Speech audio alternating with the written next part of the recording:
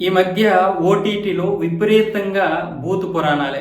మాటలు పోతే అది కాకుండా ఎక్కువగా ఈ అడల్ట్ కంటెంట్ కూడా ఎక్కువగా ఉంటుంది. ఈ మధ్య ఇంకా రానా నాయుడు కూడా చూడలేకపోయాం. ఈ నెట్‌ఫ్లిక్స్‌లో ఇదైంది.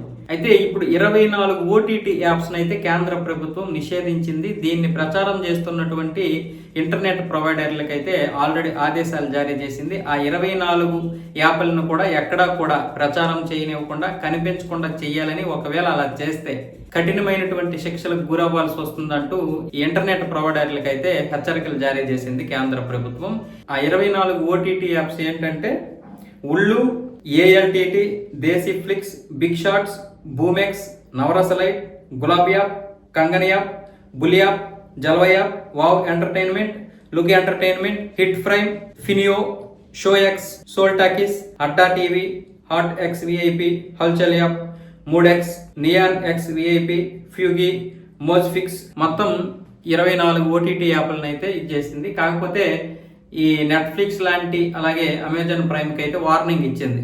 అంటే ఈ అడల్ట్ కంటెంట్, అడల్ట్ బూత్ మాటలు ఏవి కూడా ఉండకుండా జాగ్రత్తలు తీసుకోవాలని వీటికైతే గట్టిగా వార్నింగ్ ఇవ్వడం అయితే జరిగింది.